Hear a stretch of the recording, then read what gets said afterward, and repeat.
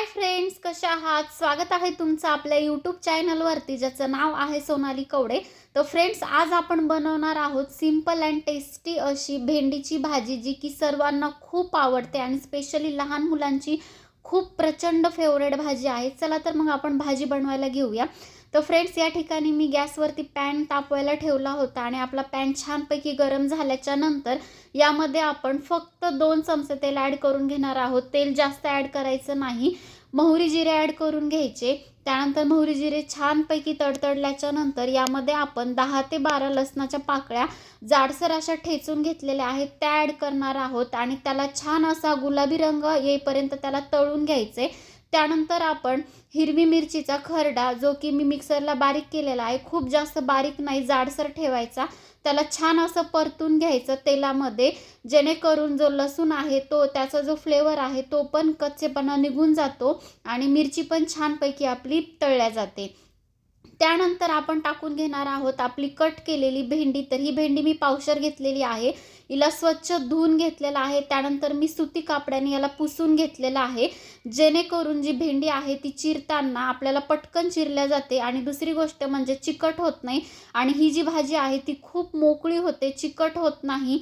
आणि भेंडी जी चिरत असताना आपल्याला खूप याचे बारीक बारीक काप नाही करायचे, थोडे जाडसर ठेवायचे. नाहीतर काय होते, भेंडी शिजल्याच्या नंतर बारीक काप केल्यामुळे ती गाळ होते आणि चिकट होते. त्यामुळे थोडेसे मीडियम असे त्याचे काप करून घ्यायचे. त्यानंतर आपण किंचित अशी हळदी पावडर टाकून घेणार आहोत, चवीनुसार मीठ आणि बारीक अशी चिरलेली कोथिंबीर. याला सर्वांना छान असं मिक्स करून घ्यायचं आहे. हळदी पावडर जास्त आपल्याला ॲड करून घ्यायचं नाही आहे, फक्त आपल्याला कलर येईपर्यंतच. आणि मेन म्हणजे आपल्या भेंडीच्या भाजीचा जो कलर आहे तो आपल्याला नॅचरलच ठेवायचा आहे, ग्रीन. त्यामुळे थोडीच ॲड करून घ्यायची आणि झाकण न ठेवता ही भाजी फक्त 2 मिनिटामध्ये परतून घ्यायची.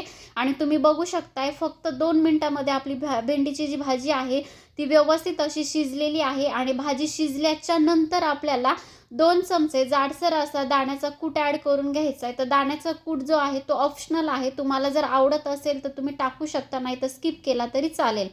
तर बघू शकताय फ्रेंड्स, आपली जी भेंडीची भाजी आहे ती झटपट बनणारी, पटकन आणि टेस्टी अशी भाजी तयार आहे. अवघ्या 3 ते 4 मिनिटामध्ये भाजी बनून तयार होते आणि अजिबात चिकट झालेली नाही आहे. एकही भेंडीची भाजी एकमेकांना चिकटलेली नाही आहे आणि खूप अशी मोकळी फट झालेली आहे, तुम्ही बघू शकताय.